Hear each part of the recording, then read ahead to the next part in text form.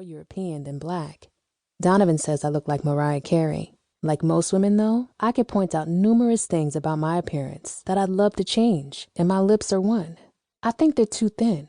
I'd love to have those full, luscious lips like Angelina Jolie. Donovan finished showering and started shaving. I went into the Victorian-style bedroom and put on my sexy lingerie underneath my black silk crepe de chine flapper dress with ecru collar and cuffs, and completed the ensemble with a pearl necklace. I usually wore lingerie underneath my work attire because it made me feel sexy. It reminded me not to take myself too seriously and enjoy life. And the fact that Donovan loved it didn't hurt either.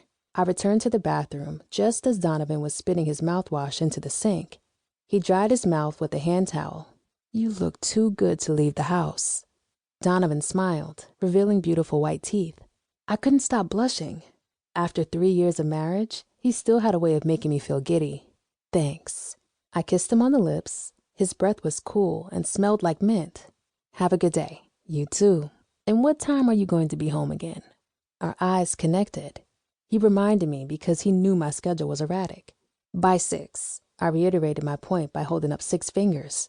I walked downstairs into the family room where my designer all-in-one briefcase handbag purse waited for me at the door like a puppy needing to go out.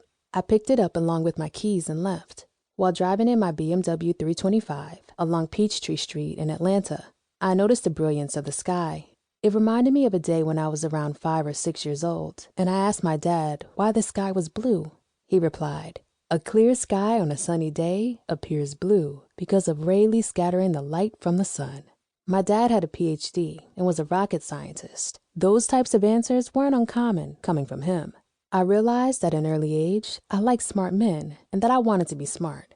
My dad and I would read newspapers together and discuss current events. He would tell me that there was nothing more attractive than a beautiful woman with brains. That stuck with me. I studied hard and graduated from high school when I was 14 years old. I went straight to college at my mom's alma mater. After graduating from New York University, I attended NYU School of Medicine. Then I enrolled in the NYU Psychoanalytic Institute. I decided to become a psychoanalyst because the human mind fascinated me. I liked thinking outside the box and helping people.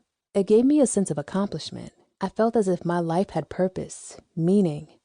Donovan and I met 4 years ago while we were both living in New York. I was 28 and he was 30. I was working as an assistant clinical professor at NYU.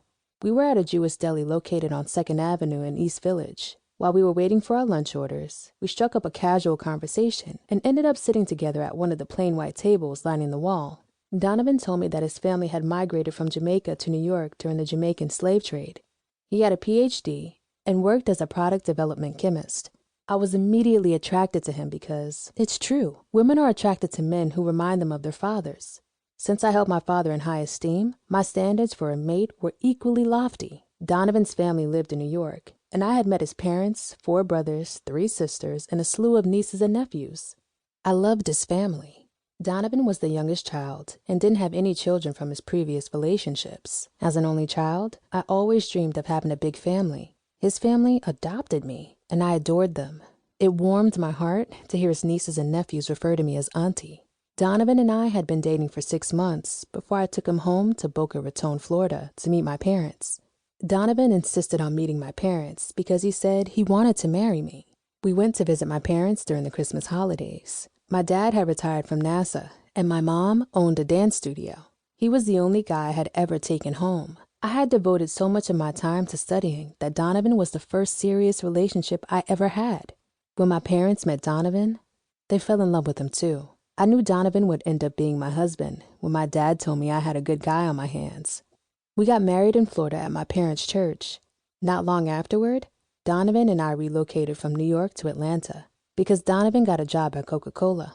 I arrived at my office 15 minutes early, and Yaki, my assistant, greeted me. My stomach was grumbling, and I was famished. I wished I had grabbed a bagel or something. "Good morning, boss lady," Yaki said, sounding chipper and handing me a cup of freshly brewed coffee. "Just the way you like it. Black with 2 sugars. I left you a Chick-fil-A chicken biscuit on your desk, too." I couldn't help but smile. "How did you know I'd be hungry?" I tried to play it off. "Are you kidding me? You're always hungry, but you hate to cook breakfast. You don't like to wake up early. You'd rather spend your time sleeping or getting to know your fine husband in a biblical sense."